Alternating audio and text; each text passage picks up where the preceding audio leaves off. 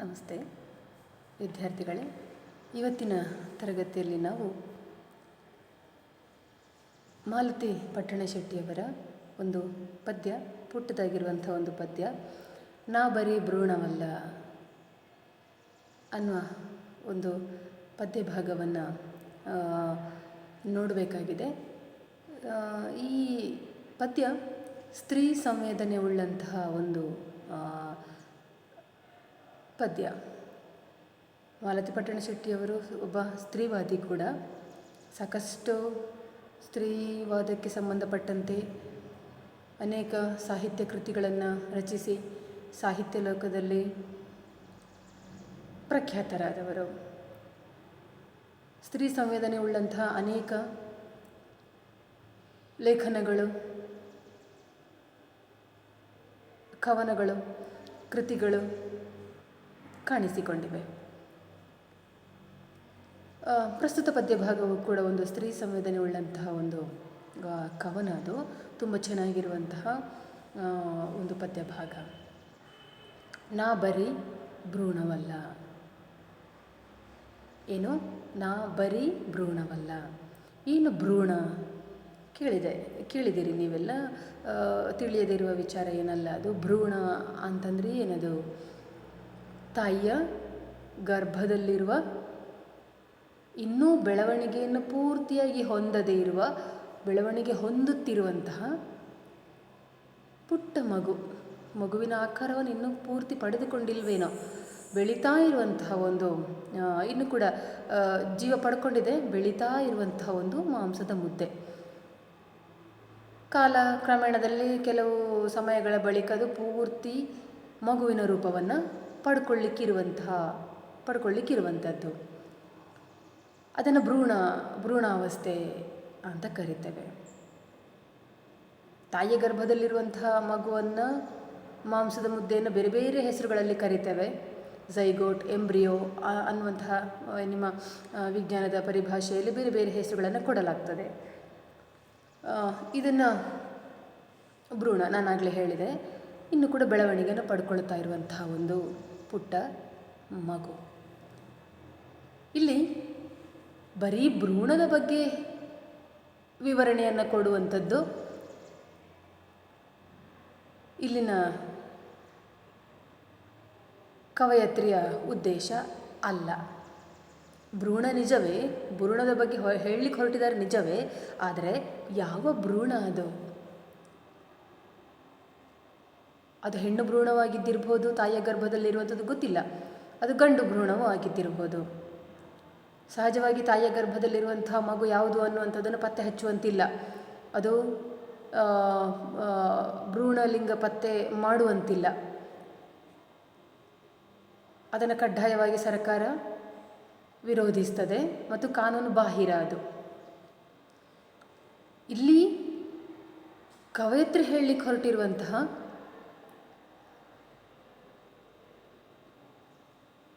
ಭ್ರೂಣದ ವಿಚಾರ ಏನಪ್ಪ ಹೇಳಿದ್ರೆ, ಅದು ತಾಯಿಯ ಗರ್ಭದಲ್ಲಿರುವಂತಹ ಈ ಭ್ರೂಣ ಅದು ಹೆಣ್ಣು ಭ್ರೂಣವಾಗಿರುವಂಥದ್ದು. ಹೆಣ್ಣು ಭ್ರೂಣ ತಾಯಿಯ ಗರ್ಭದಲ್ಲಿದೆ. ಸಹಜವಾಗಿ ನಮಗೆ ಗೊತ್ತಿದೆ, ಕೆಲವು ಕಾಲಗಳಿಂದಲೂ ನಮ್ಮ ಸಮಾಜದ ಕೆಲವು ಏನು ಸಾಂಪ್ರದಾಯಿಕ ನಿಯಮಗಳಿಗೆ ಅನುಗುಣವಾಗಿ ಹೆಣ್ಣು ಮಕ್ಕಳು ನಮ್ಮ ಸಮಾಜದಲ್ಲಿ ಸ್ವಲ್ಪ ಕಡೆಗಣಿಸಲ್ಪಟ್ಟಂಥ ಸ್ಥಿತಿಯಲ್ಲಿ ಕೆಲವು ಶತಮಾನಗಳಿಂದ ಬದುಕ್ತಾ ಬಂದಿರುವಂಥದ್ದನ್ನು ಗಮನಿಸಿದ್ದೇವೆ. ಅದು ಈಗಿನ ಕಾಲದಲ್ಲೇನು ಭಾರಿ ಕಡಿಮೆ ಇಲ್ಲ. ಇವತ್ತು ಹೆಣ್ಣುಮಕ್ಕಳು ಓದಿಕೊಂಡಿದ್ದಾರೆ, ಉದ್ಯೋಗವನ್ನು ಮಾಡ್ತಾ ಇದ್ದಾರೆ ಅನ್ನುವುದಕ್ಕಾಗಿ ಇಷ್ಟರ ಮಟ್ಟಿಗಿದೆ. ಆದರೆ ಅದು ಈ ಒಂದು ಸಫಲತೆ 100ಕ್ಕೆ 100 ಸಂಪೂರ್ಣವಾಗಿ ಸಾಧಿಸಿದ್ದೇವಾ ಕೇಳಿದರೆ ಎಲ್ಲೋ ನಾವು ಇದಕ್ಕೆ ಉತ್ತರಿಸಲಿಕ್ಕೆ ನಮಗೆ ಸ್ವಲ್ಪ ಕಷ್ಟವಾಗುತ್ತದೆ. ಇಲ್ಲ, ಇವತ್ತಿಗೂ ಕೂಡ ಹೆಣ್ಣುಮಗಳು ಶೋಷಣೆಗೊಳಗಾಗುತ್ತಾಳೆ ಬೇರೆ ಬೇರೆ ಕ್ಷೇತ್ರಗಳಲ್ಲಿ. ಉದ್ಯೋಗವನ್ನು ನಿರ್ವಹಿಸ್ತಿರುವ ಕಾರಣಕ್ಕಾಗಿ ಅವಳು ಸಂಪೂರ್ಣವಾಗಿ ಸ್ವತಂತ್ರಳು ಖಂಡಿತಕ್ಕೂ ಅಲ್ಲ.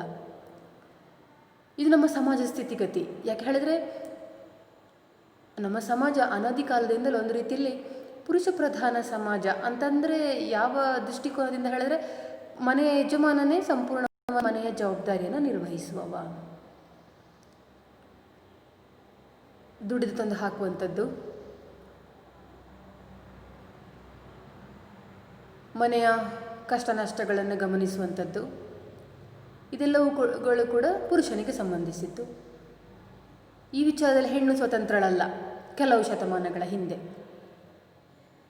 ಅವಳು ದುಡಿಯೋದಕ್ಕೆ ಹೊರಗೆ ಹೋಗುವುದಿಲ್ಲ, ಮನೆಯೊಳಗಡೆ ದುಡಿತಾಳೆ. ಹಾಗಂತ ಅಂದರೆ ಹಣ ಸಂಪಾದನೆ ಮಾಡುವುದಿಲ್ಲ. ದುಡಿತವೆ, ಅವಳದು ಮನೆಯೊಳಗೂ ದುಡಿತವೆ. ಅದು ಅವಳು ಒಂದು ದಿನ ಕೆಲಸ ಮಾಡೋದಿಲ್ಲ ಅಂತ ಹೇಳಿ ಅವಳೇನಾದರೂ ಸ್ಟ್ರೈಕ್ ಮಾಡಿಕೊಂಡು ಕೂತ್ರೆ ಮನೆಯಲ್ಲಿ ಹೇಗಿರ್ತದೆ ಮನೆಯ ಪರಿಸ್ಥಿತಿ? ಇವತ್ತಿಲ್ಲ. ಮನೆಯ ಕೆಲಸಕ್ಕೆ ಮನೆಯೊಳಗಿನ ಕೆಲಸ ನಾನು ಮಾಡೋದಿಲ್ಲ, ಅಡುಗೆ ಮಾಡೋದಿಲ್ಲ, ಕಸ ಗುಡಿಸೋದಿಲ್ಲ, ಪಾತ್ರೆ ತೊಳೆಯೋದಿಲ್ಲ ಅಂತ ಅಂದರೆ ಆ ಪರಿಸ್ಥಿತಿಯ ತೀವ್ರತೆ ನಮಗೆ ಅರ್ಥ ಆಗುತ್ತದೆ. ಮನೆಯೊಳಗಿನ ಗೃಹಿಣಿ ಕೆಲಸ ಮಾಡದೆ ಹೋದಲ್ಲಿ ಅದೆಷ್ಟು ಕಷ್ಟವನ್ನು ಕೊಡ್ತದೆ, ಮನೆ ನಡಿಲಿಕ್ಕೆ ಸಾಧ್ಯವೇ ಇಲ್ಲ ಅನ್ನುವಂಥದ್ದು ಮನೆಯೊಳಗಿರುವಂತಹ ಗೃಹಿಣಿ ಸ್ಟ್ರೈಕ್ ಮಾಡಿದಾಗ ಅರ್ಥವಾಗುತ್ತದೆ. ಹೌದಾ?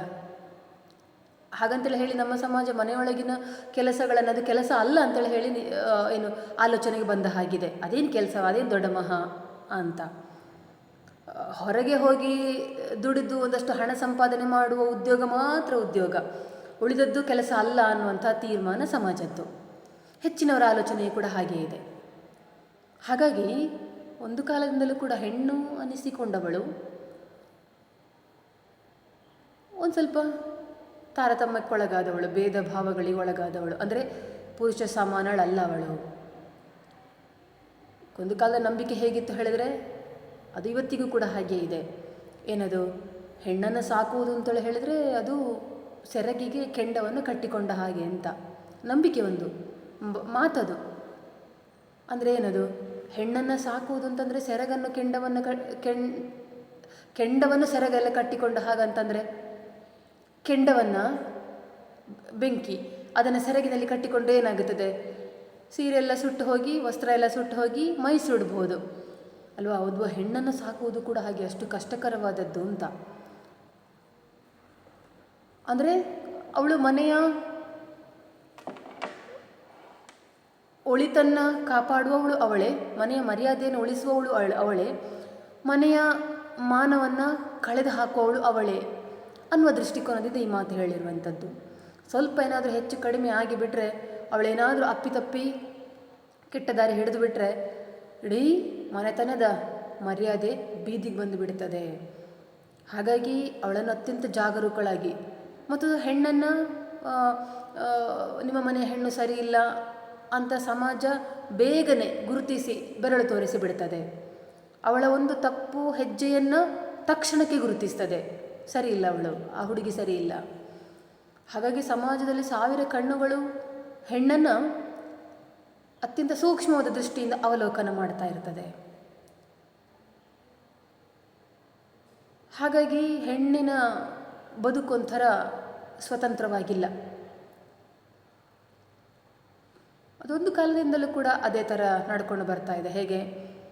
ಮದುವೆಗೆ ಮೊದಲು ಹೆಣ್ಣು ಅನ್ನಿಸಿಕೊಂಡವಳು ತಂದೆಯ ಆಸರೆಯಲ್ಲಿರ್ತಾಳೆ, ಬೆಳೀತಾ ವಿವಾಹ ಆದ ಮೇಲೆ ಗಂಡನ ಆಸರೆಯಲ್ಲಿರ್ತಾಳೆ, ಆನಂತರದಲ್ಲಿ ಮಗ ಬೆಳೆದ ಮೇಲೆ ಮಗನ ಆಸರೆಯಲ್ಲಿ ತಾಯಿ ಅನ್ನಿಸಿಕೊಂಡವಳು, ಅಂದರೆ ಹೆಣ್ಣು ಅನ್ನಿಸಿಕೊಂಡವಳು ಇರ್ತಾಳೆ. ಅಂದರೆ ಒಟ್ಟಿನಲ್ಲಿ ಅವಳಿಗೆ ಸ್ವತಂತ್ರ ಇಲ್ಲ. ಅವಳು ಈ ಆಸರೆಯಲ್ಲೇ ಇರಬೇಕು, ಈ ರಕ್ಷಣೆಯಲ್ಲೇ ಇರಬೇಕು ಅನ್ನುವಂಥದ್ದು. ಅಂದರೆ ಹೆಣ್ಣಿಗೆ ಒಬ್ಬಂಟಿಯಾಗಿ, ಏಕಾಂಗಿಯಾಗಿ, ಒಂಟಿಯಾಗಿ ಬದುಕುವುದಕ್ಕೆ ಸಮಾಜ ಅವಕಾಶವನ್ನು ಕಲ್ಪಿಸಿಕೊಡುವುದಿಲ್ಲ. ಹಾಗೊಂದು ವೇಳೆ ನಾನೊಬ್ಬಳೆ ಬದುಕ್ತೇನೆ, ನನಗೆ ಯಾರ ಹಂಗು ಬೇಕಾಗಿಲ್ಲ, ನಾನು ದುಡಿತೇನೆ, ನಾನು ಒಬ್ಬಂಟಿಗಳಾಗಿರ್ತೇನೆ ಅನ್ನುವ ಹೆಣ್ಣನ್ನು ಸಮಾಜ ನೋಡುವ ದೃಷ್ಟಿಕೋನವೇ ಬೇರೆಯಾಗಿರ್ತದೆ. ಅವಳೊಬ್ಬ ಗಂಡು ಬೀರೆ ಹೆಣ್ಣು, ಇನ್ನೂ ಮದುವೆ ಆಗಿಲ್ಲ ಆಕೆಗೆ, ಹಾಗೇನೋ ಸರಿ ಇಲ್ಲ, ಅವಳ ನಡವಳಿಕೆಗಳು ಸರಿ ಇಲ್ಲ, ನಡತೆ ಸರಿ ಇಲ್ಲ. ಸಮಾಜ 100 ಕಣ್ಣುಗಳಿಂದ, 1000 ಕಣ್ಣುಗಳಿಂದ ಅವಳನ್ನು ನೋಡ್ತಿರ್ತದೆ. 1000 ನಾಲಿಗೆಗಳು ಅವಳ ಬಗ್ಗೆ ಒಂದಷ್ಟು ಚುಚ್ಚುನುಡಿಗಳನ್ನು ಆಡುವಂಥದ್ದಿದೆ. ಹಾಗಾಗಿ ಈ ವಿಚಾರದಲ್ಲಿ ಸಮಾಜ ಅವಳಿಗೆ ಇನ್ನೂ ಕೂಡ ಹೆಣ್ಣಿಗೆ ಸ್ವಾತಂತ್ರ್ಯವನ್ನು ಕೊಟ್ಟಿಲ್ಲ. ಹಾಗಾಗಿ ಎಲ್ಲ ಕಾರಣಗಳಿಗಾಗಿ, ಅಷ್ಟಕ್ಕೂ ಮತ್ತು ಹೆಣ್ಣನ್ನು ಹೊತ್ತು ಹೆತ್ತು ಸಾಕಿ ಕೊನೆಗೆ ಇನ್ನೊಬ್ಬನಿಗೆ ಅವಳನ್ನು ಮದುವೆ ಮಾಡಿ ಕೊಡುವಂಥದ್ದು. ಹಾಗಾಗಿ ಅವಳನ್ನು ಓದಿಸುವುದು ಯಾತಕ್ಕಾಗಿ? ಒಂದು ಕಾಲದ ಯೋಚನೆ ಹೀಗಿತ್ತು. ಹಾಗಾಗಿ ಅವಳನ್ನು ಓದಿಸುವುದು ಯಾಕಾಗಿ? ಅವಳು ಎಷ್ಟು ಓದಿಕೊಂಡ್ರು ಏನು ಮಾಡಿದ್ರು ಕೊನೆಗೆ ಗಂಡನ ಮನೆಗೆ ಹೋದ ಮೇಲೆ ಕಸ ಮುಸುರೆ ತೊಳೆಯುವುದು ತಪ್ತದ? ಅವಳದನ್ನು ಮಾಡಲೇಬೇಕು ತಾನೇ. ಹಾಗಾಗಿ ಅವಳು ಓದುವುದು ಬೇಕಾಗಿಲ್ಲ. ಓದಿಗೆ ಒಂದಷ್ಟು ಖರ್ಚು ಹಾಕುವುದು ಬೇರೆ, ನಾಳೆ ಮದುವೆಗೆ ಅಂತ ಚಿನ್ನಾಭರಣ ವಸ್ತ್ರ ಅದು ಇದು ಅಂತೇಳಿ ಹೇಳಿ ಅದೊಂದಷ್ಟು ಮದುವೆ ಖರ್ಚು ಒಂದಷ್ಟು ಲಕ್ಷವನ್ನು ನಿಭಾಯಿಸಿ ಅವಳನ್ನು ಮದುವೆ ಮಾಡಿ ಕೊಡುವುದು ಬೇರೆ. ನಮಗೇನು ಬಂತು ಲಾಭ? ಅದೇನಿದ್ರು ಗಂಡನ ಮನೆಗೆ. ಇದೊಂದು ಕಾಲದ ಆಲೋಚನೆ, ಈಗಿನದ್ದಲ್ಲ. ಹಾಗಾಗಿ ಹೆಣ್ಣು ಮಕ್ಕಳಿಗೆ ವಿದ್ಯಾಭ್ಯಾಸವನ್ನು ಕೂಡ ಕೊಡ್ತಾ ಇರಲಿಲ್ಲ. ಸಾಕು ಅವಳಿಗೆ ಈ ಬಂದರೆ ಬರೀಲಿಕ್ಕೆ ಬಂದರೆ ಓದಲಿಕ್ಕೆ ಬಂದರೆ ಸಾಕು, ಹೆಚ್ಚಿನದನ್ನು ನಿಭಾಯಿಸಿ ಅವಳೇನು ಮಾಡಬೇಕಾಗಿದೆ? ಅವಳೇನು ಉದ್ಯೋಗಕ್ಕೆ ಹೋಗಬೇಕಾಗಿದೆಯಾ? ಹೆಣ್ಮಕ್ಳು ಉದ್ಯೋಗಕ್ಕೆ ಹೋಗೋ ಹಾಗಿಲ್ಲ. ಅವಳೇನಿದ್ರು ಮನೆಯೊಳಗಿನ ಕೆಲಸಕ್ಕೆ ಮೀಸಲು. ಹಾಗಾಗಿ ಅವಳು ಆರ್ಥಿಕವಾಗಿ ಕೂಡ ಸ್ವತಂತ್ರಳಲ್ಲ. ಏನು ಬೇಕಿದ್ರೂ ಅವಳ ಗಂಡನನ್ನು ತಂದೆಯನ್ನು ಕೇಳಬೇಕಾಗಿತ್ತು. ಇದು ಒಂದು ಕಾರಣ. ಖರ್ಚು ವೆಚ್ಚ ತುಂಬ ಅನ್ನುವ ಕಾರಣಕ್ಕಾಗಿ ಹೆಣ್ಣು ಮಗಳನ್ನು ಹೊರುವುದು ಹೆರುವುದು ಕಷ್ಟ ಅನ್ನುವಂಥದ್ದು ನಮ್ಮ ತೀರ್ಮಾನ. ಆಮೇಲೆ ನಮ್ಮ ಸಾಂಪ್ರದಾಯಿಕ ಸಮಾಜ ಹೇಗೆ ಆಲೋಚನೆ ಮಾಡ್ತಾ ಬರ್ತಾ ಇತ್ತು ಹೇಳಿದರೆ, ಅಪುತ್ರಸ್ಯ ಗತಿರ್ನಾಸ್ತಿ ಅಂತ. ಅಂದರೆ ಪುತ್ರನಿಲ್ಲದೆ ಹೋದರೆ ನಮಗೆ ಸದ್ಗತಿ ದೊರೆಯುವುದಿಲ್ಲ, ಮೋಕ್ಷ ದೊರಕುವುದಿಲ್ಲ. ಅಪ್ಪ ಅಮ್ಮ ಸತ್ತ ಮೇಲೆ ಅವರಿಗೆ ಸದ್ಗತಿಯನ್ನು ಒದಗಿಸಿಕೊಡಬೇಕಾದದ್ದು ಯಾರು? ಅವರ ಚಿತೆಗೆ ಕೊಳ್ಳಿ ಇಡಬೇಕಾದದ್ದು ಯಾರು? ಅವರ ಕ್ರಿಯಾಕರ್ಮಾದಿಗಳನ್ನು ಹಿಡಿಬೇಕಾದದ್ದು ಯಾರು? ಅವರಿಂದ ಜನಿಸಿದಂತಹ ಮಗ, ಅವರ ಮಗ ಹಿಡಿಬೇಕಾದದ್ದು. ಮಗಳು ಹಿಡಿಲಿಕ್ಕಾಗೋದಿಲ್ಲ, ಮಗಳು ಈ ಕಾರ್ಯಗಳನ್ನೆಲ್ಲ ಮಾಡಲಿಕ್ಕಾಗೋದಿಲ್ಲ. ಮಗ ಇಲ್ಲದೆ ಹೋದರೆ ಮಗಳಾಗುವುದಿಲ್ಲ, ಇನ್ಯಾರೋ ಸಂಬಂಧಿಕರು ಹತ್ತಿರದ ನೆಂಟರಿಷ್ಟರು ಮಾಡಬೇಕು. ಆದರೆ ಹಾಗೆಲ್ಲ ಮಾಡಿದರೆ ತಂದೆ ತಾಯಂದರಿಗೆ ಸದ್ಗತಿ ದೊರೆಯಲಾರದು. ಹಾಗಾಗಿ ನಮಗೆ ಸದ್ಗತಿಯನ್ನು ಕೊಡಬೇಕಾದ್ರೆ ನಮಗೊಬ್ಬ ಪುತ್ರ ಸಂತಾನ ಬೇಕದು. ಪುತ್ರಿ ಇರಲಿ, ಲೆಕ್ಕಕ್ಕಿಂತ ಹೆಚ್ಚು ಅಲ್ಲ, ಆದರೆ ಪುತ್ರನೊಬ್ಬ ಬೇಕೇ ಬೇಕು. ಅಪುತ್ರಸ್ಯ ಗತಿರ್ನಾಸ್ತಿ ಅನ್ನುವ ಒಂದು ಆಲೋಚನೆಯೂ ಕೂಡ ಹೆಣ್ಣು ಮಗು ಬೇಡ ಅನ್ನುವ ಕಾರಣಕ್ಕೆ, ಆ ನಿರ್ಧಾರಕ್ಕೆ ಬರುವುದಕ್ಕೆ ಕಾರಣವಾಯಿತು.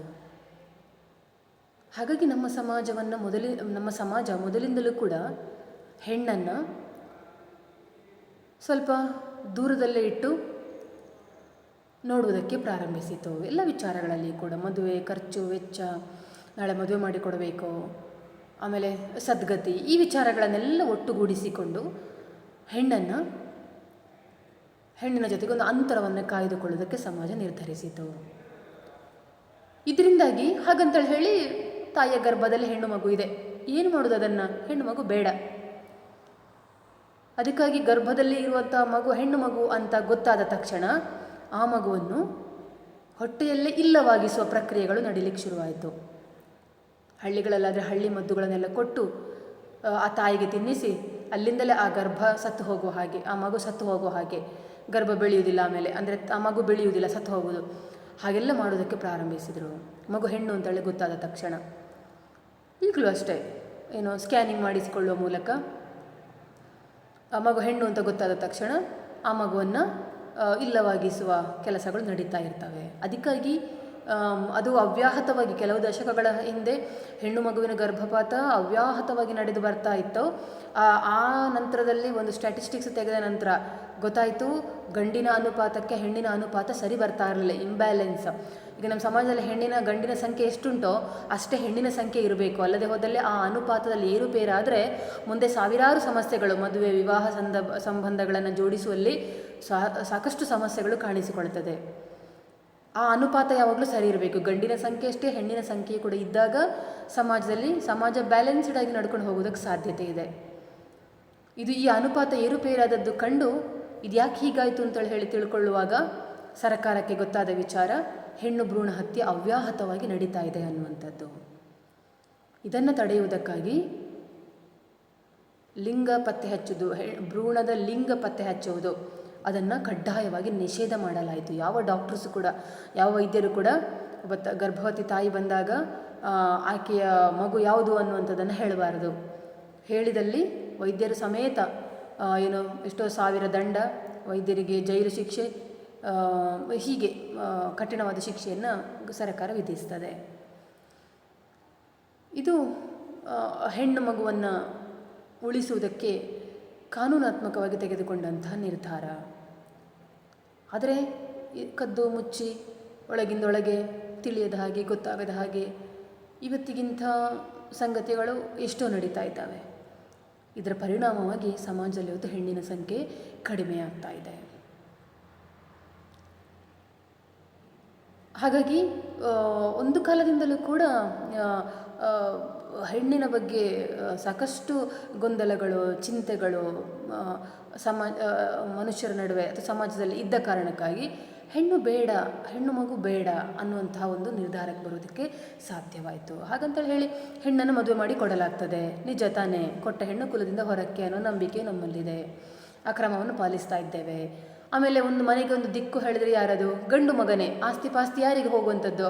ಗಂಡು ಮಗನಿಗೆ ಹೋಗ್ತದೆ. ಒಂದಷ್ಟು ಆಸ್ತಿ ಇದೆ, ಹೆಣ್ಣು ಮಗು ಇದ್ದರೆ ಏನು ಮಾಡಲಿಕ್ಕೆ ಆಗೋದಿಲ್ಲ, ಮದುವೆ ಮಾಡಿ ಕೊಟ್ಟಾಗಿರ್ತದೆ. ಗಂಡು ಮಗ ಇದ್ದರೆ ಆಸ್ತಿಯನ್ನು ನೋಡಿಕೊಳ್ಳೋದಕ್ಕೆ ಒಬ್ಬ ವಾರಸುದಾರನಾಗಿ ಬಿಡ್ತಾನೆ. ನಮ್ಮ ಆಸ್ತಿ ಇನ್ನೊಬ್ಬರ ಕೈ ಪಾಲಾಗಬಾರ್ದು ಅಂತಂದರೆ ನಮಗೆ ಒಬ್ಬ ಗಂಡು ಮಗ ಬೇಕು. ಹೀಗೆ ಎಲ್ಲ ವಿಚಾರಗಳನ್ನು ಒಟ್ಟುಗೂಡಿಸಿಕೊಂಡು ಹೆಣ್ಣನ್ನು ಕಡೆಗಣಿಸಲಾಯಿತು. ಹೊಟ್ಟೆಯಲ್ಲೇ ಹೆಣ್ಣು ಮಗು ಅಂತ ಗೊತ್ತಾದ ತಕ್ಷಣ ಅಲ್ಲಿಂದಲೇ ಅದನ್ನು ಇಲ್ಲವಾಗಿಸುವ ಪ್ರಕ್ರಿಯೆಗಳು ನಡೀತಾ ಬಂತು. ಅದನ್ನು ಗಮನಿಸಿದಂತಹ ಮಾಲತಿ ಪಟ್ಟಣ ಶೆಟ್ಟಿ ಕವಯತ್ರಿ ಇಂಥದ್ದು ಯಾವುದೋ ಒಂದು ಅವರು ಹೇಳ್ತಾ ಹೋಗ್ತಾರೆ, ಒಂದು ಕಡೆ ಅವರ ಮಾತಿನಲ್ಲಿ ಹೇಳ್ತಾ ಹೋಗ್ತಾರೆ, ನನಗೆ ಈ ಕವನ ಬರೀಲಿಕ್ಕೆ ಪ್ರೇರಣೆ ಏನು ಅಂತಂದರೆ, ಒಂದು ಸಲ ಅವರು ಒಂದು ಪತ್ರಿಕೆಯಲ್ಲಿ ಒಂದು ಮೂಲೆಯಲ್ಲಿ ಸಣ್ಣದಾಗಿ ಒಂದು ಲೇಖನವನ್ನು ಒಂದು ಬರಹವನ್ನು ನೋಡ್ತಾ ಇದ್ರಂತೆ. ಪುಟ್ಟದಾಗಿದ್ದಂತಹ ಒಂದು ಲೇಖನ, ಅದೇ ಚಿತ್ರ ಸಮೇತ ಕೊಟ್ಟಿದ್ರದು. ಅದರಲ್ಲಿ ಏನಿತ್ತು ಅಂತಂದರೆ, ಒಂದು ಕಸದ ತೊಟ್ಟಿಯಲ್ಲಿ ಯಾವುದೋ ಮಾಂಸದ ಮುದ್ದೆಗಳು, ಮನುಷ್ಯರ ಪುಟ್ಟ ಮಗುವಿನ ಕೈ ಕಾಲುಗಳೆಲ್ಲ ಕಾಣಿಸ್ತಾ ಇತ್ತು. ಅದನ್ನು ನಾಯಿಗಳು ಎಳೆದಾಡ್ತಾ ಕಚ್ಚಾಡ್ತಾ ತಿನ್ನುವಂತಹ ಒಂದು ದೃಶ್ಯ. ಕಸದ ಬುಟ್ಟಿಯಲ್ಲಿ, ಆ ಥರದ ಕಸದ ಬುಟ್ಟಿಯಲ್ಲಿ, ತೊಟ್ಟಿಯಲ್ಲಿ, ಕಸ ಎಸೆಯುವಂಥ ತೊಟ್ಟಿಯಲ್ಲಿ ಆ ಮಗುವನ್ನು ಬಿಸಾಡಿದವರು ಯಾರು? ಆ ಮಗು ಯಾವ ಮಗು? ಅದು ತಿಳಿತಾ ಹೋದ ಹಾಗೆ ಅವರು ತಿಳ್ಕೊಂಡ ವಿಚಾರ ಹೀಗೆ. ಏನದು? ಹೆಣ್ಣು ಮಗು ಅಂತ ಹೇಳಿ ಗೊತ್ತಾದ ತಕ್ಷಣ ಅದನ್ನು ಬಿಸಾಡಿರುವಂಥದ್ದು, ಅಥವಾ ಹೆಣ್ಣು ಭ್ರೂಣ ಅಂತೇಳಿ ಹೇಳಿ ಗೊತ್ತಾದ ತಕ್ಷಣ ಹೊಟ್ಟೆಯಲ್ಲಿ ಅದು ಹೆಣ್ಣು ಮಗು ಅಂತದ್ದು ಗೊತ್ತಾದ ತಕ್ಷಣ ಮಾಂಸದ ಮುದ್ದೆ ಆಗಿರ್ತದೆ, ಅದನ್ನು ಕಸದ ತೊಟ್ಟಿಗೆ ಬಿಸಾಡುವಂಥದ್ದು, ಅದನ್ನು ಯಾವುದೋ ನಾಯಿಗಳು ಎಳೆದಾಡಿಕೊಂಡು ತಿನ್ನುವಂಥದ್ದು.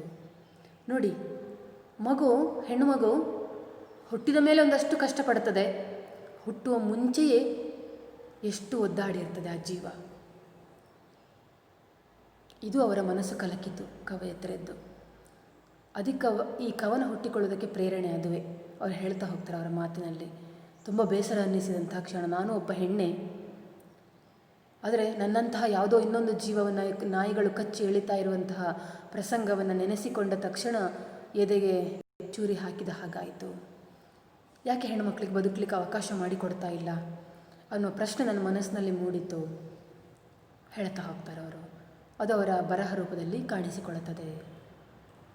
ಇನ್ನು ಮುಂದಿನ ವಿಚಾರಗಳನ್ನು ಪದ್ಯ ಮಾಡ್ತಾ ಗಮನಿಸಿಕೊಳ್ಳುವ. ಆರಂಭದಲ್ಲಿ ಕವಯತ್ರಿಯ ಪರಿಚಯವನ್ನು ನೋಡಿಕೊಳ್ಳುವ. ಕವನ ಕವಿ ಪರಿಚಯ ಮಾಲತಿ ಪಟ್ಟಣ ಶೆಟ್ಟಿ, 1940. ಕನ್ನಡದ ಲೇಖಕಿಯರಲ್ಲಿ ಮಾಲತಿ ಪಟ್ಟಣ ಶೆಟ್ಟಿಯವರು ಪ್ರಮುಖರು. ಇಂಗ್ಲಿಷ್ ಪ್ರಾಧ್ಯಾಪಕರಾಗಿ ಸೇವೆಯನ್ನು ಸಲ್ಲಿಸಿ ಇವರು ಧಾರವಾಡದಲ್ಲಿ ನೆಲೆಸಿದ್ದಾರೆ. ಬಾ ಪರೀಕ್ಷೆಗೆ, ಗರಿಗೆದರಿ, ತಂದೆ ಬದುಕು ಗುಲಾಬಿ, ದಾಹ ತೀರ, ಮೌನ ಕರಗುವ ಹೊತ್ತು, ಹೂದಂಡಿ, ನನ್ನ ಸೂರ್ಯ, ಎಷ್ಟೊಂದು ನಾವೆಗಳು ಇವರ ಕವನ ಸಂಕಲನಗಳು. ಇಂದು ನಿನ್ನಿನ ಕತೆಗಳು, ಸೂರ್ಯ ಮುಳುಗುವುದಿಲ್ಲ, ಇನ್ನಷ್ಟು ಕತೆಗಳು ಕಥಾ ಸಂಕಲನದು, ಬೆಳ್ಳಕ್ಕಿ ಸಾಲು ಮಕ್ಕಳ ಕವಿತೆ, ಬೋರಂಗಿ ಮಕ್ಕಳ ನಾಟಕ, ಬಸವರಾಜ ಕಟ್ಟಿಮನಿ ಬದುಕು ಬರಹ, ಶ್ರೀನಿವಾಸ ವೈದ್ಯ ಬದುಕು ಬರಹ ವ್ಯಕ್ತಿಚಿತ್ರ, ಪ್ರಶಾಂತ ಸಮತಾ ಕಾವ್ಯ 96, ಅಕ್ಕ ಪ್ರಮುಖ ಕೃತಿಗಳು. ಕನ್ನಡ ಸಾಹಿತ್ಯ ಪರಿಷತ್ತಿನ ಮಲ್ಲಿಕಾ ಪ್ರಶಸ್ತಿ, ಕರ್ನಾಟಕ ಸಾಹಿತ್ಯ ಅಕಾಡೆಮಿಯ ಗೌರವ ಪ್ರಶಸ್ತಿ, ಅನುಪಮ ಪ್ರಶಸ್ತಿ, ಗೋರೂರು ಪ್ರಶಸ್ತಿಗಳನ್ನು ಪಡೆದಿದ್ದಾರೆ. ಭ್ರೂಣಾವಸ್ಥೆಯಲ್ಲಿರುವ ಹೆಣ್ಣು ಮಗುವು ತನ್ನ ತಾಯಿಯೊಂದಿಗೆ ನಡೆಸುವ ಆಪ್ತ ಸಂವಾದವನ್ನು ಈ ಕವಿತೆ ಚಿತ್ರಿಸುತ್ತದೆ. ಇದು ಮೇಲಿನಷ್ಟು ವಿಚಾರಗಳು ಕವಯತ್ರಿಯ ಪರಿಚಯ ಅಂತಾದರೆ, ಈ ಮುಂದಿನ ಸಾಲುಗಳು ಈ ಪದ್ಯ ಭಾಗದಲ್ಲಿ ಏನಿದೆ ಅನ್ನುವಂಥದ್ದನ್ನು ತಿಳಿಸುವಂತಹ ಸಾಲುಗಳು. ಹೆಣ್ಣು ಮಗುವು ತನ್ನ ತಾಯಿಯೊಂದಿಗೆ ನಡೆಸುವ ಆಪ್ತ ಸಂವಾದ ಈ ಕವಿತೆಯಲ್ಲಿರುವಂಥದ್ದು. ತಾಯಿಯ ಗರ್ಭವು ತನಗೆ ಅತ್ಯಂತ ಸುರಕ್ಷಿತ ತಾಣವೆಂದು ಭಾವಿಸಿರುವ ಮಗುವಿಗೆ ತನ್ನ ಅಸ್ತಿತ್ವವನ್ನು ನಿರಾಕರಿಸುತ್ತಿರುವ ವ್ಯವಸ್ಥೆಯ ಧೋರಣೆಗಳು ಆತಂಕವನ್ನು ಸೃಷ್ಟಿ ಮಾಡಿದೆ. ಬದುಕಲು ಮಾತ್ರವಲ್ಲ, ಹುಟ್ಟುವುದಕ್ಕೂ ಹೋರಾಟ ಮಾಡಬೇಕಾಗಿರುವ ಈ ವಿಷಮ ಪರಿಸ್ಥಿತಿಯಲ್ಲಿ ತಾಯಿಗೆ ಮಾತ್ರವೇ ತನ್ನನ್ನು ರಕ್ಷಿಸುವ ಶಕ್ತಿ ಇದೆ ಎಂಬ ಭರವಸೆಯೊಂದಿಗೆ ಹೊಟ್ಟೆಯೊಳಗಿನ ಮಗುವು ತನ್ನನ್ನು ಕಾಪಾಡುವಂತೆ ತಾಯಿಯಲ್ಲಿ ದೀನವಾಗಿ ಮೊರೆ ಇಡುವ ಚಿತ್ರಣ ಇಲ್ಲಿದೆ. ಪದ್ಯದಲ್ಲಿ ಏನು ಕೊಟ್ಟಿದ್ದಾರೆ, ಏನಿದೆ ಅನ್ನುವಂಥದ್ದನ್ನು ಸಣ್ಣದಾಗಿ ಸಾರಾಂಶ ರೂಪದಲ್ಲಿ ಕೊಟ್ಟಿರುವಂಥದ್ದು. ನಾವು ಪದ್ಯ ಭಾಗವನ್ನು ನೋಡ್ತಾ ಹೋಗುವ. ಅದಕ್ಕಿಂತ ಮುಂಚಿತವಾಗಿ ಆ ಬಾಕ್ಸಲ್ಲಿ ಕೊಟ್ಟಿರುವ ವಿಚಾರವನ್ನು ನೋಡಿ. ಹೆಣ್ಣು ಮಗುವನ್ನು ನಿರಾಕರಿಸುವ, ನಿರ್ಲಕ್ಷಿಸುವ ಲಿಂಗ ತಾರತಮ್ಯ ಧೋರಣೆಯು ನಾಗರಿಕ ಸಮಾಜದಲ್ಲಿ ಹಲವಾರು ಗಂಭೀರ ಬಿಕ್ಕಟ್ಟುಗಳಿಗೆ ಕಾರಣವಾಗಿವೆ. ಹೆಣ್ಣನ್ನು ಕೇವಲ ದೇಹವಾಗಿ ಪರಿಭಾವಿಸದೆ ಅವಳ ಮನೋವ್ಯಕ್ತಿತ್ವವನ್ನು ಗೌರವಿಸುವ ಮಾನವೀಯ ಧೋರಣೆಯನ್ನು ಎಲ್ಲರೂ ಬೆಳೆಸಿಕೊಳ್ಳಬೇಕಾಗಿದೆ. ಬದುಕಿನ ಎಲ್ಲ ರಂಗಗಳಲ್ಲೂ ತಾರತಮ್ಯಕ್ಕೆ ಅವಕಾಶವಿಲ್ಲದಂತೆ ಸ್ತ್ರೀ ಪುರುಷರಿಬ್ಬರ ಸಮಾನ ಸಹಭಾಗಿತ್ವದಲ್ಲಿ ಸ್ವಸ್ಥ ಸಮಾಜದ ನಿರ್ಮಾಣ ಮಾಡಬೇಕಾಗಿರುವುದು ಇಂದಿನ ಅಗತ್ಯ. ನೋಡಿ, ಪದ್ಯ ತುಂಬ ಸರಳವಾಗಿದೆ, ಅರ್ಥವಾಗುತ್ತದೆ, ನಮ್ಮ ಓದಿಗದು ಅರ್ಥವಾಗುತ್ತದೆ. ನೋಡಿ, ಅವ್ವ ನಾನಿನ್ನ ಮಗಳು, ದೇಹದ ಮುಗುಳು, ನಿನ್ನ ಕನಸಿನ ಅರಳವ್ವ, ನಾ ಬರೀ ಭ್ರೂಣವಲ್ಲ. ಏ ಅವ್ವ, ಔಷಧಿಯೆಲ್ಲ ವಿಷವಾಗಿ, ಗುಳಿಗೆಗಳೆಲ್ಲ ನಶೆಯಾಗಿ ಪಾಶವಾಗಿದೆ ಅವ್ವ ನನ್ನ ಸೆರೆಗೆ, ನಾ ಬರೀ ಭ್ರೂಣವಲ್ಲ. ಏ ಅವ್ವ, ನನ್ನ ಜಗತ್ತೇ ಪುಟ್ಟದು, ಕರಿಯುಗುರು ಬೆನ್ನಟ್ಟಿಯಲ್ಲೇ ಚಿಂತಿಸಿ ನಾ ಕೆಟ್ಟೆನವ್ವ, ನಾ ಬರೀ ಭ್ರೂಣವಲ್ಲ. ಕೇಳವ್ವ, ಕಂಡಿಲ್ಲ ನಾನಿನ್ನು ಬದುಕಿನಾಗಸದ ನೀಲ, ಪಚ್ಚೆಯಂತ ನೆಲ, ಗಾಳಿಯ ಮೃದು ಸ್ಪರ್ಶ, ನಾ ಬರೀ ಭ್ರೂಣವಲ್ಲ. ಏಕವ್ವ, ಯಾರದ್ಯಾಕವ್ವ ಒತ್ತಾಸೆ, ಮೇಲೆ ನಿನ್ನ ನಿರಾಸೆ, ಗಾಬರಿಗೊಂಡಿದ್ದೇನವ್ವ, ನಾ ಬರೀ ಭ್ರೂಣವಲ್ಲ. ನನ್ನವ್ವ, ಗೊತ್ತಿಲ್ಲವೇ ಮಗಳ ರಕ್ತವಲ್ಲ, ಪ್ರೀತಿ ರಸವೇ ನಿನ್ನವ್ವನಾಗಿ ಬರುವೆನೆ, ನಾ ಬರೀ ಭ್ರೂಣವಲ್ಲ. ನನ್ನ ಹಡೆದವ್ವ, ನಿನ್ನ ಮೈ ಗಂಧದಿಂದ ಕಿತ್ತುಕೊಂಡರೆ ನಾ ಸತ್ತೆನವ್ವ, ಚೆಲ್ಲಬೇಕೆ ಉಡಿಯ ಮುತ್ತು, ನಾ ಬರೀ ಭ್ರೂಣವಲ್ಲ. ನನ್ನ ಮುದ್ದಿನ ಅವ್ವ, ವರವ ಕೊಡು ತಾಯಿ ನನ್ನ ಉಸಿರಿಗೆ, ನಿನ್ನ ಬಾಳ ಹಸಿರಿಗೆ ಹೂ ತರುವೆನೆ ನಿನ್ನ ಹೆಸರಿಗೆ, ನಾ ಬರೀ ಭ್ರೂಣವಲ್ಲ.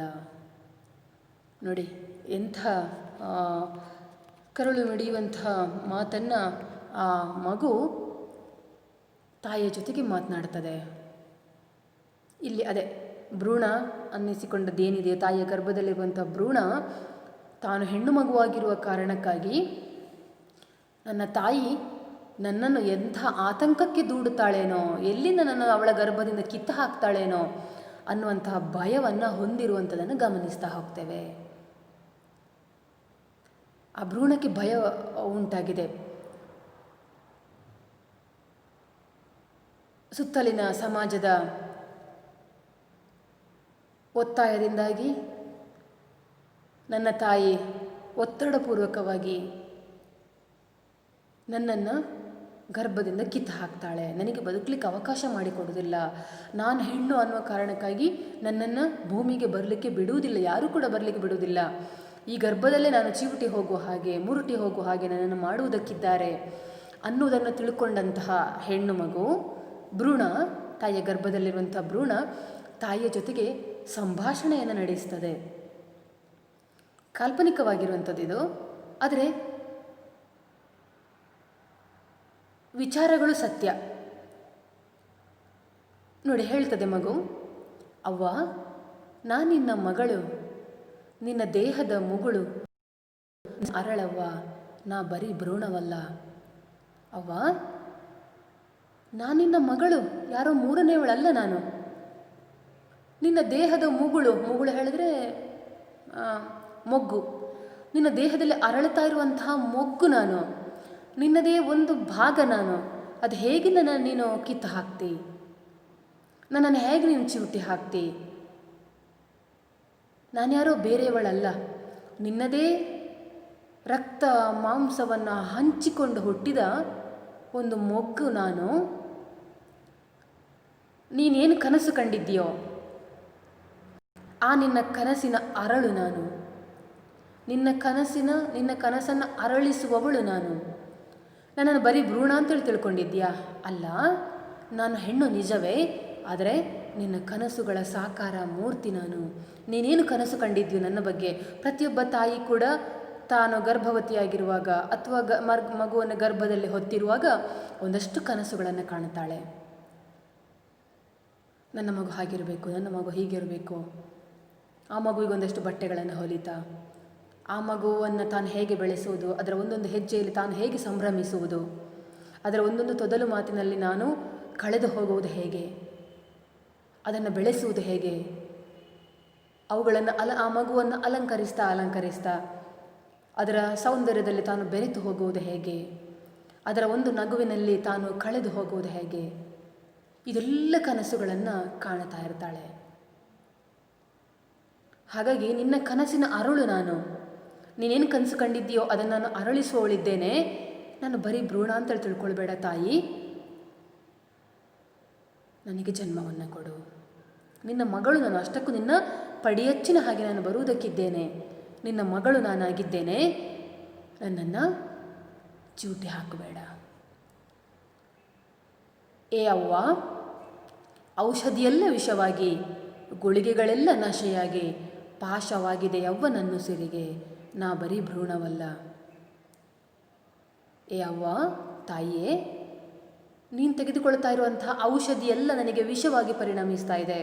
ಬಹುಶಃ ಆ ತಾಯಿ ಯಾರದೋ ಒತ್ತಾಸೆಯ, ಯಾರದೋ ಒತ್ತಡಕ್ಕೆ ಬಲಿಯಾಗಿ ನಿನ್ನ ಗರ್ಭದಲ್ಲಿರೋದು ಹೆಣ್ಣು ಮಗು, ಅದನ್ನು ನೀನು ಕೊಂದು ಹಾಕಿ ಬಿಡಬೇಕು, ಅದನ್ನು ಇಲ್ಲವಾಗಿಸಬೇಕು ಅನ್ನುವ ಕಾರಣಕ್ಕಾಗಿ ಅವಳಿಗೆ ಒತ್ತಾಯಪೂರ್ವಕವಾಗಿ ಔಷಧಿಯನ್ನು ಕುಡಿಸ್ತಾ ಇದ್ದಾರೆ.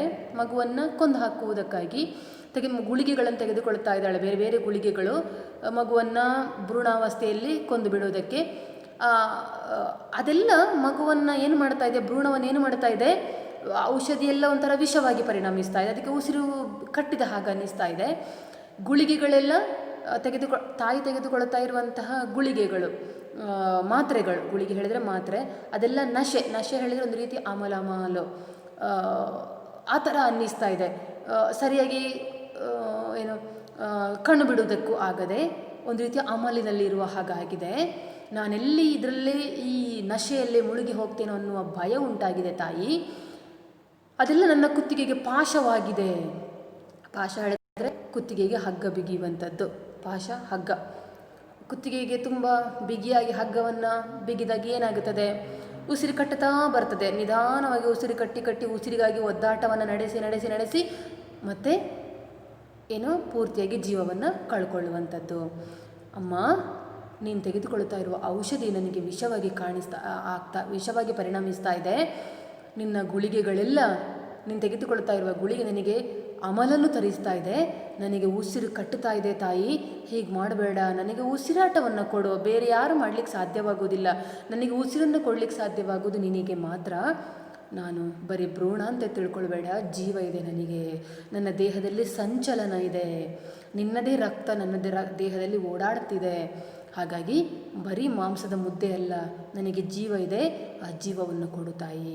ಇದ್ದಬದ್ದ ಔಷಧಿಗಳನ್ನು ತೆಗೆದುಕೊಂಡು ನನ್ನ ಜೀವವನ್ನು ಕಳೆದು ಹಾಕಿ ಬಿಡಬೇಡ ತಾಯಿ. ತಾಯಿಯ ಜೊತೆಗೆ ಮಗು ಸಂಭಾಷಣೆಯನ್ನು ನಡೆಸ್ತಾ ಇದೆ. ಕೆಲವು ಕಡೆಗಳಲ್ಲಿ ಹೀಗಾಗುತ್ತದೆ. ಏನು ಒಂದು ಕೆಲವು ಸಮಯಗಳ ಹಿಂದೆ ಎಲ್ಲೋ ಒಂದು ಮ್ಯಾಗ್ಝಿನಲ್ಲಿ ಓದಿಕೊಂಡಾಗ ಈ ವಿಚಾರ ಇತ್ತು. ಅಲ್ಲಿ ಏನಪ್ಪ ಹೇಳಿದ್ರೆ, ಅದು ಕೂಡ ಇಲ್ಲಿ ತಮಿಳುನಾಡಿನ ಯಾವುದೋ ಒಂದು ಗ್ರಾಮದಲ್ಲಿ ಅಲ್ಲಿ ಹೆಣ್ಣುಮಕ್ಕಳೇ ಇಲ್ಲ. ಹೆಣ್ಣುಮಕ್ಕಳ ಅನುಪಾತ ತುಂಬ ಕಡಿಮೆ.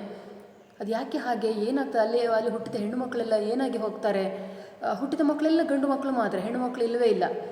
ಅದು ಯಾಕೆ ಹಾಗಾಗ್ತದೆ ಅಂತೇಳಿ ಹೇಳಿ ಯಾರೋ ಅಲ್ಲಿ ಸಂದರ್ಶನವನ್ನು ಮಾಡೋದಕ್ಕೆ ಅಂತ ಹೋಗ್ತಾರೆ. ಅಲ್ಲಿ ನೋಡಿದಾಗ ಆಶ್ಚರ್ಯವೇ ಕಾದಿತ್ತಂತೆ. ನಿಜ, ಅಲ್ಲಿ ಹುಟ್ಟಿದಂತಹ ಹೆಣ್ಣು ಮಗುವನ್ನು ಗರ್ಭದಲ್ಲಿರುವಾಗ ಅವ್ರಿಗೆ ಏನು ಮಾಡಲಿಕ್ಕಾಗೋದಿಲ್ಲ. ಕಾನೂನಿನಲ್ಲಿ ಲಿಂಗಪತ್ತೆ ಭ್ರೂಣ ಲಿಂಗಪತ್ತೆ ಮಾಡೋದು ಅಪರಾಧವಾದ್ದರಿಂದಾಗಿ ಅವರು ತುಂಬ ಹಿಂದುಳಿದ ಹಳ್ಳಿಯವರು. ಅವರಿಗೆ ಆಸ್ಪತ್ರೆಗೆ ಹೋಗೋದು, ಟೆಸ್ಟ್ ಮಾಡಿಸಿಕೊಳ್ಳೋದು, ಮಗು ಯಾವುದು ಅಂತೇಳಿ ತಿಳ್ಕೊಳ್ಳೋದು ಅಷ್ಟೆಲ್ಲ ತಿಳಿದಿಲ್ಲ ಅವರಿಗೆ. ಅವ್ರೇನು ಮಾಡ್ತಾರೆ ಹೇಳಿದರೆ, ಅವರಿಗೆ ಒಟ್ಟಾರೆಯಾಗಿ ಹೆಣ್ಣು ಮಗು ಬೇಡ. ಅವ್ರೇನು ಮಾಡ್ತಾಯಿದ್ರು ಹೇಳಿದರೆ, ಹೆಣ್ಣು ಮಗು ಹುಟ್ಟಿ ಆಗುತ್ತದೆ, ಹೆಣ್ಣು ಮಗು ಬೇಡ ಅವರಿಗೆ. ಅವ್ರು ಏನು ಮಾಡ್ತಾರೆ ಹೇಳಿದರೆ, ಮಗು ಹುಟ್ಟಿದ ಮಾರನೆಯ ದಿನ ಮಗುವಿಗೆ ಜನ್ಮ ಕೊಟ್ಟ ತಾಯಿ ಸಮೇತ ಆ ಮನೆಯನ್ನು ಖಾಲಿ ಮಾಡ್ತಾರೆ. ಅಂತಂದರೆ ಅಲ್ಲೆಲ್ಲ ಗದ್ದೆಗೆ ತೋಟಕ್ಕೆ ಕೆಲಸಕ್ಕೆ ಹೋಗುವವರು ಅವರು ಆ ಹುಟ್ಟಿ ಒಂದು ದಿನ ಆದಂಥ ಆ ಮಗುವನ್ನು ಒಂಟಿಯಾಗಿ ಮಾಡಿಬಿಟ್ಟು ಮನೆಯಲ್ಲಿ ಒಂದೇ ಮಾಡಿ ಹೆತ್ತ ತಾಯಿ ಸಮೇತ ಹೊಲಕ್ಕೆ ಹೊರಗೆ ಹೋಗಿಬಿಡ್ತಾಳೆ, ಗದ್ದೆಗಳಿಗೆ ಕೆಲಸಕ್ಕೆ ಹೋಗಿಬಿಡ್ತಾಳೆ ಅವಳು. ಅಥವಾ ಮನೆಯಿಂದ ಒಟ್ಟಾರೆಯಾಗಿ ಹೊರಗೆ ಹೋಗ್ತಾರೆ. ಅವರು ಹೋಗೋಕೆ ಏನು ಮಾಡಿ ಹೋಗ್ತಾರೆ, ಆ ಮಗುವಿನ ಎಳೆಯದಾದಂಥ ಬಾಯಿಯೊಳಗಡೆ ಒಂದಷ್ಟು ಭತ್ತ ಗೊತ್ತಲ್ಲ, ತುಂಬ ರಫ್ ಆಗಿರುವಂಥದ್ದು, ಅಕ್ಕಿ ಅಲ್ಲ ಭತ್ತ, ಆ ಭತ್ತವನ್ನು ಒಂದು ಹಿಡಿಯಷ್ಟು ಭತ್ತವನ್ನು ಅದರ ಬಾಯಿಯಲ್ಲಿ ಸುರಿದು ಹೋಗಿಬಿಡ್ತಾರೆ. ಆಲೋಚನೆ ಮಾಡಿ, ಎಳೆಯದಾದ ಮಗು, ಪುಟ್ಟ ಮಗು, ಕಣ್ಣು ಇನ್ನೂ ನೆಟ್ಟಗೆ ಸರಿಯಾಗಿ ಬಿಟ್ಟಿಲ್ಲ, ತಾಯಿಯ ಎದೆ ಹಾಲನ್ನು ಬಿಟ್ಟು ಬೇರೆ ಯಾವುದನ್ನೂ ಕೂಡ ಕುಡಿಲಿಕ್ಕೆ ತಿನ್ನುವುದಕ್ಕೆ ಅಶಕ್ತವಾಗಿರುವಂತಹ ಮಗುವಿನ ಬಾಯಿಗೆ ಭತ್ತವನ್ನು ಸುರಿದು ಅವರು ಮನೆಗೆ ಬೀಗ ಹಾಕ್ಕೊಂಡು ಹೊರಗಡೆ ಹೋಗಿಬಿಡ್ತಾರೆ. ಬೆಳಿಗ್ಗೆ ಹೋಗ್ತಾರೆ, ಕೆಲಸ ಕಾರ್ಯಗಳನ್ನು ಮುಗಿಸಿಕೊಳ್ತಾರೆ. ಸಂಜೆ ವಾಪಸ್ ಬರುವಷ್ಟರಲ್ಲಿ ಮಗುವಿನ ಕತೆ ಏನಾಗಿರಬೇಡ ನಮಗೆ ಅರ್ಥವಾಗಿ ಬಿಡ್ತದೆ, ಹೌದಲ್ಲ. ಆ ಭತ್ತದ ಕಾಳುಗಳು ಅದು ಪುಟ್ಟ ಮಗು ಹಸಿವಿಗಾಗಿ ಅಳುತ್ತದೆ, ಹಾಲು ಬೇಕು ಅಂತ. ಆ ಹಸಿವಿಗಾಗಿ ಅತ್ತಾಗ ಸ್ವರ ಹೊರಡುತ್ತದೆ. ಆಗ ಬಾಯಲ್ಲಿ ಇರುವಂಥ ಭತ್ತದ ಕಾಳು ಅದರ ಶ್ವಾಸಕೋಶಕ್ಕೆ ಹೋಗುತ್ತದೆ, ಅಲ್ಲಿ ಉಸಿರು ಸಿಕ್ಕಾಕೊಳ್ಳುತ್ತದೆ. ಸ್ವಲ್ಪ ಹೊತ್ತಿನಲ್ಲಿ ಒದ್ದಾಟವನ್ನು ಮಾಡಿ ಮಾಡಿ ಮಾಡಿ ಮಾಡಿ ಮಗು ಅಲ್ಲೇ ಉಸಿರು ಕಟ್ಟಿಕೊಂಡು ಸತ್ತು ಹೋಗಿಬಿಡ್ತದೆ. ಸಂಜೆ ಮನೆಯವರು ಹಿಂದಿರುಗುವಷ್ಟರಲ್ಲಿ ಮಗು ಸತ್ತು ಹೋಗಿರ್ತದೆ. ಮಗುವನ್ನು ತೆಗಿತಾರೆ, ಒಂದು ಹೊಂಡದಲ್ಲಿ ಹೂತಾಕಿ ಬಿಡ್ತಾರೆ. ಭಯಾನಕವಾಗಿರುವಂತಹ ಒಂದು ಘಟನೆ ಇದು. ಅದು ಇಲ್ಲಿ ಅವ್ಯಾಹತವಾಗಿ ಎಲ್ಲ ಮನೆಗಳಲ್ಲಿ ಇದೇ ಥರ ಮಾಡ್ತಾ ಇದ್ರಂತೆ, ಪ್ರತಿ ಕುಟುಂಬದಲ್ಲಿಯೂ ಕೂಡ, ಪ್ರತಿ ಮನೆಯಲ್ಲಿಯೂ ಕೂಡ. ಕಾರಣ ಏನು, ಯಾಕೆ ಹೀಗೆ ಮಾಡ್ತೀರಿ, ಯಾಕೆ ಹೆಣ್ಣು ಮಗುವನ್ನು ಬದುಕಲಿಕ್ಕೆ ಬಿಡೋದಿಲ್ಲ ನೀವು ಅಂತ ಕೇಳಿದಾಗ ಅವರು ಹೇಳೋ ವಿಚಾರ ಸ್ಪಷ್ಟವೇ.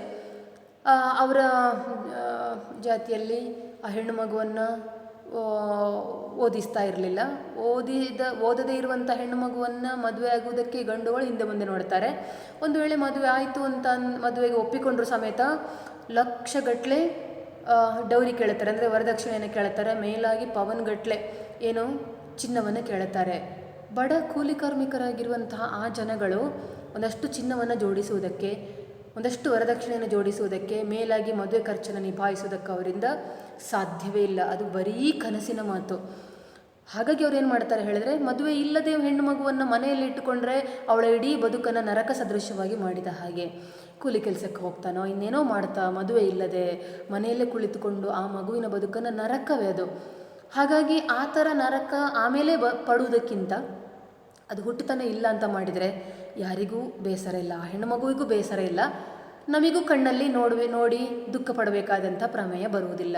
ಹಾಗಾಗಿ ನಾವುಗಳೇನು ಮಾಡ್ತೇವೆ, ಅದು ಹುಟ್ಟುತ್ತಾನೆ ಅದನ್ನು ಕೊಂದು ಹಾಕಿಬಿಡ್ತೇವೆ ಅಂತ ಅವರು ಆ ಸಂದರ್ಶನದಲ್ಲಿ ಹೇಳ್ತಾರೆ. ಅವರ ಮನಸ್ಸಿನ ನೋವದು, ವಾಸ್ತವ ಚಿತ್ರಣ ಅದು, ಅವರು ಅನುಭವಿಸಿರುವ ವೇದನೆ, ಅದನ್ನು ಅವರು ಮುಕ್ತವಾಗಿ ಹಂಚಿಕೊಳ್ಳುತ್ತಾರೆ.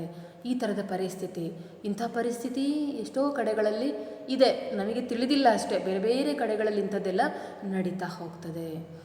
ಸೊ ಹೀಗೆ ಇಲ್ಲಿಯೂ ಕೂಡ ನೋಡಿ, ಔಷಧಿ ನುಂಗುವಂಥದ್ದು ಯಾತಕ್ಕಾಗಿ, ಮಗುವನ್ನು ಕೊಂದು ಹಾಕುವುದಕ್ಕಾಗಿ. ಗುಳಿಗೆಗಳನ್ನು ನುಂಗುವಂಥದ್ದು, ಮಾತ್ರೆ ತಗೊಂಡು ಮಗು ಸತ್ತು ಹೋಗೋ ಹಾಗೆ ಮಾಡುವಂಥದ್ದು.